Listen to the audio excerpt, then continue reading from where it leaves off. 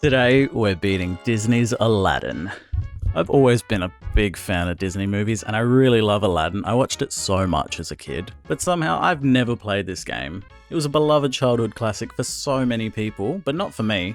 I was stuck playing the first two levels of Lion King. Aladdin the game is based off the 1992 Disney movie of the same name. Now, I didn't know this until I started researching for this video, but the movie is actually based off an Arabic folktale from the Book of 1001 Nights. Which really isn't all that surprising. Most older Disney movies are just retellings of old fairy tales and folk tales. Aladdin for the Super Nintendo was released in November of 1993 in the US and Japan, and January 1994 in the PAL regions. This version of Aladdin was developed and published by Capcom, whereas the slightly different and often considered to be superior version for the Sega Genesis was developed by Virgin Games USA and published by Sega. The lead designer for the game was none other than the highly acclaimed Shinji Mikami. He's probably best known for his work as producer and director for the majority of the Resident Evil games up to and including Resident Evil 4. The Super Nintendo version of Aladdin came out to critical acclaim from pretty much everybody. Electronic Monthly Gaming gave it a 33 out of 40 based on the average of 4 of their reviewers who gave the game 3 8s and a 9 out of 10. GameFan gave it a score of 90%, Famitsu gave it a 92%. IGN ranked it number 60 in their top 100 SNES games. Complex rated it number 42 in their best Super Nintendo games of all time. And back in 1995, Total ranked it 47th in their top 100 SNES games. The game's music was a major focus during development. The team wanted to create a game that would have music that was just as memorable as the film's music. They decided to use the film score composed by Alan Menken as the game's soundtrack. The game's music was well received and is still remembered by many players as one of the best video game soundtracks of all time. Now, I'm not sure how much of the soundtrack I'll be able to have playing during this video. I know at the very least the Super Nintendo rendition of A Whole New World gets picked up by the YouTube copyright censors. I know this because it happened during my live stream, so I ended up having to mute the whole section of the gameplay, unfortunately. There's not much to say about the story really. It follows the movie very closely, starting out with Aladdin being a poor street rat and following his journey through to becoming a prince, while he tries to first gain the attention and then has to rescue Princess Jasmine. One of the most significant challenges faced by the development team was creating a game that would be true to the film while still being fun to play. The team decided to go with the tried and true option of making a game a side-scrolling platformer, which would allow players to control Aladdin as he ran, jumped and fought his way through levels while also being able to pelt enemies with apples.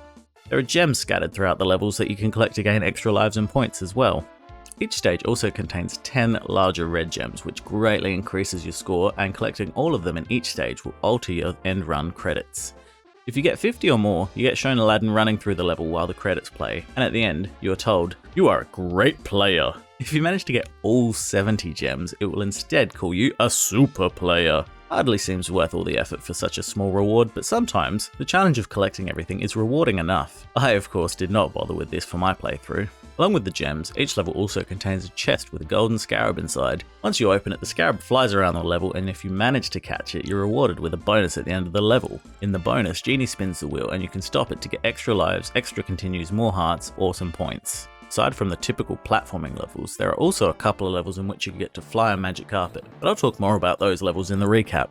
This version of Aladdin was also ported over to the Game Boy Advance in 2004, and I've got to say, they did a pretty good job on the port actually. The graphics look really nice considering how much it had to be shrunk down for a smaller screen. If you want to play a legit copy of the game these days, but don't want to fork out the money for a physical copy on the Super Nintendo or the Game Boy, you're in luck! A remastered version was released on the Switch as part of the Disney Classic Games collection, which includes the Super Nintendo, Game Boy Color, and Mega Drive versions of the game. It's definitely on my Switch game wishlist. I think I'll be getting myself a copy in the near future. So enough about the game, how did the playthrough go? As I mentioned earlier, I've never actually played the game before my playthrough on stream. I was really looking forward to seeing what the fuss was all about. I made a poll on my community tab to pick the next game, and Aladdin won by a landslide, so I had high hopes. So we start out our playthrough on the streets of Agrabah, and immediately there's a big angry looking dude running our way. Instinctively, I went to jump on his head like you would in most platformers, and that turned out to be the right move. I had some fun bouncing off of everything. There's birds with pots on their heads, angry men, and poles jutting out all around the place that you can use to bounce and swing from. There was a very fancy looking chest up ahead that I jumped on to open up, and inside was an extra heart container. Very nice. One of the first things I noticed is how good the music was. It's so catchy and fun.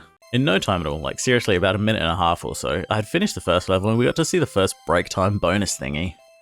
There's a wheel that spins around with Genie in the middle. He has his finger on the wheel to point out what prize you're going to get.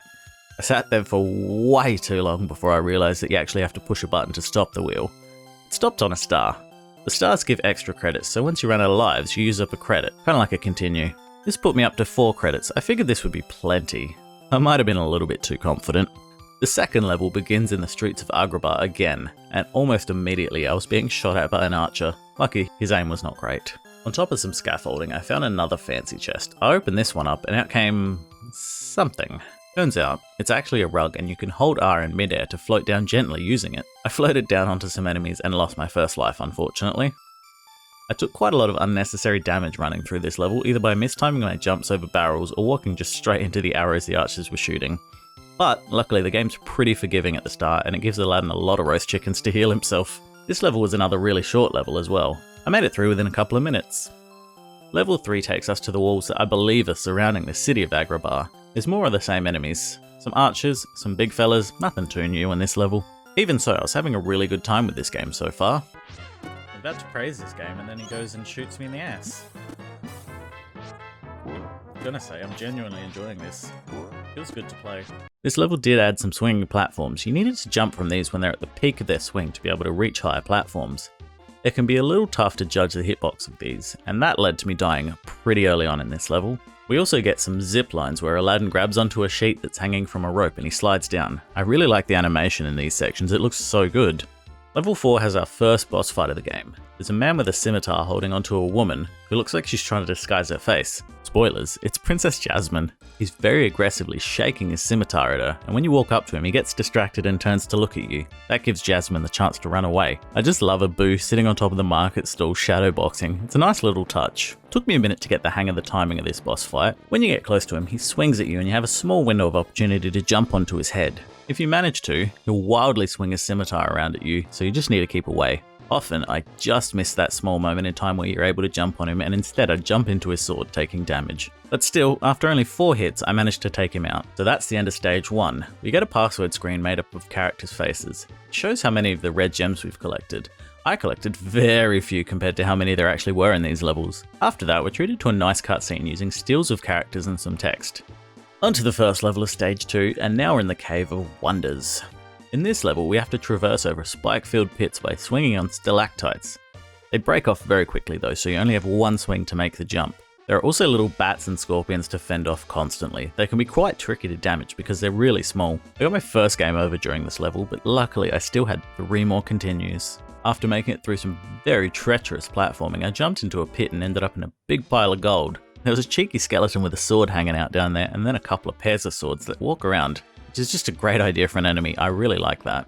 At the end of the level, we meet Magic Carpet and head deeper into the cave together. The next level starts us off by a river with logs floating down it. I jumped into a log and immediately I was knocked off by a bat. Yet another game over. The majority of this level is just riding on the logs as you dodge bats, pull ropes to open up parts of the cave, and ducking to avoid spikes. It's quite short though, and in no time we'd grabbed the genie lamp at the end of the level, also finishing off stage 2, giving us another password and another cutscene. Stage 3 starts out very intense, running through a lava-filled cave, dodging fireballs that pop in and out of the lava, kind of like a Mario enemy. And to make matters worse, this level is also an auto-scroller. Ugh. The level is actually not too hard as it turns out, but my heart was pounding the entire time. It just felt really intense. One wrong move and I was dead. But somehow, with a little luck, I got through to the end of the level, only dying once or twice right at the start while I was still figuring it out. But the next level was hard. Actually, hard is an understatement for this next level. This is an auto-scroller where you fly on Magic Carpet. There wasn't a lot of time to get my head around what was happening in that level either, because before I knew it, I flew directly into the lava and died. My second and third attempts went no better. There's a big wave of lava that chases you and it's really fast. I immediately just flew into the roof or the floor. You need to keep near the right of the screen and have very fast reaction times, either dodging up or down. It reminds me a little bit of that infamous Battletoads level, but probably not quite as hard. I've never actually played Battletoads. Eventually I started to get the hang of it, but it was still tough. One slip up and I had to start all over again. The last bit of the cave is so incredibly slim, you have to move perfectly to get through it, and I somehow managed to. It felt really satisfying to complete this level. I did feel proud. Now we're onto both my favourite and least favourite level of the whole game. I love it because the theme is awesome, the music is great, and the level design is really fun and interesting. But I also hate it because I just really suck at it. I suck at it really, really badly. This is the Genie Lamp stage where you need to traverse through the clouds. There's a bunch of platforms made of Genie's heads. Genie's face is also in the background, and Genie shows up himself in a tux at one point and makes platforms with a magic wand that you need to jump across. It seriously took me 22 minutes to just get through this one level, which might not sound that crazy, but this level is quite short, and my entire playthrough from start to finish was only an hour and 25 minutes. I completely ran out of continues for the first time during this stage, and for the second time. Luckily for me, there's a password system, so it wasn't really that much of a big deal. Eventually, I did make it through and finish the stage. Shouldn't have done that. Oh no, it's fine. Totally fine. Totally fine. Ooh. I'm pretty proud of that one. That was not bad. And we got a new password. I never have to do the goddamn Genie level again. The next stage is inside of a tomb, because Abu, the silly monkey, decided to fall off magic carpet and straight into a tomb somehow, so off we have to go to rescue him. This level is pretty straightforward, just platform through the tombs, dodging enemies and climbing up on ledges. The platforming does start to get a bit more difficult in these levels though. There are a lot of jumps with small moving platforms, and often insta-kill pits below them or spike pits. Before long, we had rescued Abu and we're onto the final stage of the game. But not before the best bonus round in the entire game. You ride through the sky on magic carpet with Princess Jasmine and you just collect as many gems as you can. Meanwhile in the background a whole new world is playing and it's just so serene and relaxing. It's a really nice level. Nice change of pace. The enemies in the last world are far more aggressive. The blokes with swords throw them at you now and they can throw two at a time. Now the walking swords won't just walk towards you either, they jump in the air and spin at you really fast. In the second level of this stage, things get even more intense. The sky is red and flashes with thunder and lightning constantly. Iago is here too. He's dropping skulls to try and damage Aladdin, that little bastard. Honestly, that level was pretty short and easy though. They just made it look tough. Now it's time for the final level. In this level, there are flames that will rise and fall, so you need to get to high ground pretty frequently to avoid taking damage. Something I wasn't great at doing.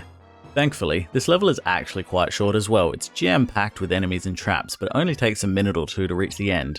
But the end is not really the end. It's time for the boss fight with Jafar. I struggled with this boss fight. Jafar floats around at the top of your screen, occasionally dive bombing you as he moves to the opposite side of the screen. He can also drop his staff on the floor, which covers the entire floor in electricity, so you need to time your jump well to avoid that.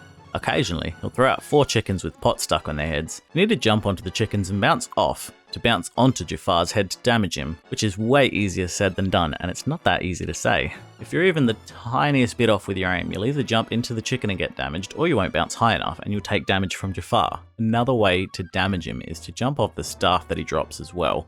That one's a little bit easier because it's not like moving chickens. Luckily, when you die, you just go back to the start of the Jafar fight, so you don't have to repeat the whole level. But when you run out of lives, you do have to go back to the start of the level. And of course, that happened to me. So back to the start of the level we go. Twice. I had to redo the stage twice because I died so much. Eventually though, I took out Jafar, and with only 1 heart left, that was such a close fight. Ah! Did we do it? Holy shit. Oh, we might have done it. That might be it. Stage 6 clear. Woo! That was scary. That was close. My goodness. Oh, that wasn't even the end. Oh my god. That's right. It wasn't even the final fight. There's more. Luckily, for the final fight, there's no level beforehand. It's just the fight. Jafar turns into this big-ass cobra, and can I say, it's great sprite design. I love the way he's comprised of all those separate sections so he can move really fluidly. It looks really unique. It's not something I've seen happen very often in games. Looks good. Apparently though, the console, or the emulator in my case, doesn't like it so much. The fight was laggy. Snake Jafar has a few attacks. He'll either spit out eggs at you which you can bounce off of to bounce onto his head and damage him. These seem to be what make the game lag. Every time they show up, the frame rate dips so much. He can also quickly lunge at you. If you're fast enough though, you can jump onto his head and damage him while he does this. While this is going on, the floor, which is also his body, is waving up and down, and sometimes it goes so low it's entirely in the flames. So you need to keep moving and jump at the right time to dodge the flames. There's a lot going on all at once really. I took a lot of damage in this fight, but lucky for me, I had a lot of hearts by this point in the game and I managed to tank out Snake Jafar. Eventually, I got my last hit in and I took him out. That's it. Game complete. We've defeated Jafar, it's over. Or so I thought. Suddenly, Snake Jafar rises up and he lunges at Aladdin, biting him. This triggers a cutscene where we see Jafar wishing to be the most powerful genie in the world. Genie reluctantly has to grant his wish, and he turns him into the evil red genie. But then, shock twist, now he's a genie, so he gets sucked into a lamp, and he can't be released until somebody rubs that lamp. Yay, a happy ending. Jafar is defeated, and the game really is over now. Roll credits. So is Disney's Aladdin worth playing in 2023? I think you guys already know the answer. It's a resounding hell yeah. This is one of the most beloved Super Nintendo games for a reason. It's amazing. I'm so glad I got the chance to play through this game finally. I feel like I really missed out not playing it in its heyday. For the gameplay, I rate it a 7 out of 10. By now, I think we all know I love me some platformers. This game is no exception. I found myself multiple times throughout my playthrough marking just how satisfying the movement in this game is. Bouncing off the enemies feels great with that little bit of spring when you hit them. Aladdin feels responsive to move around, there's no slipping and sliding, unlike some other older platformer games. I feel like some of the levels left a bit to be desired though, whether that's because they're too short or there's just not enough that happens in them. But then there are others that were so creative and so much fun to play through, like the genie levels for example. The music gets a 7 out of 10 as well. Some of the music is just beautiful. Whole new world playing while you're flying through the sky on the magic carpet is just beautiful. But then there are other levels where the music is just It can get pretty repetitive when every level in the stage plays the same short loop of a song. Overall, for the most part, I was enjoying the music a lot while I was playing. There were a few segments that really dragged down the rating for me, like the song playing during the Cave of Wonders is kind of boring and repetitive. Graphics are an 8 out of 10. I think the graphics are great in this game. They're true to the film and everything looks like you'd expect them to. The backgrounds can be pretty gorgeous at times too. And the genie stage is just a thing of beauty. I don't really have anything negative to say about the graphics, but they're just not a 10 out of 10 for me. They just don't have that wow factor. I'm still not sure what a 10 out of 10 graphic Super Nintendo game looks like, but I think I'll know when I see it. Overall, Aladdin gets an 8 out of 10 for me. I really enjoyed my time playing through this game and I have every intention of playing through it again in its entirety once I get my copy on the Switch. If I had to say anything negative about the game, I'd say it's just a bit too short, really. It could do with a couple more levels. I don't know, maybe another magic carpet level. They're kind of fun, even though they're really hard. I don't know, maybe one that's a little more forgiving, maybe a little less brutal. Alright, thank you guys so much for sticking around to the end of the video. I hope you guys enjoyed it. Hell, maybe it got you in the mood to go watch Aladdin. Maybe it got you in the mood to go buy it on Switch and play it for yourself. I think I might do both, honestly. Alright, you know what I'm gonna ask. I hate doing it, but if you enjoyed the video, can you leave it a like? If you're not already, can you subscribe? If you think somebody's gonna like it, share it with a friend. You know, helps me reach a wider audience and that's what we want. Oh yeah, one more thing. We've got a Discord now, links down below. I'd love it if you guys would join and come have a chat. We're starting to build up a really cool community there, it's a lot of fun. So now, what we've all been waiting for, obviously, what game are we playing next? Well, next up, we're playing one of the shortest games in the Super Nintendo. The Great Waldo Search. Make sure you tune into that video and do not blink, because you'll probably miss it. But anyway, thanks again so much for watching. Have an amazing day, and I'll see you guys in the next one. A few moments later. Don't worry guys, I'm gonna save you. I'm doing it. I will beat every Super Nintendo game. That's what it takes to rescue you, that's what I'm gonna do.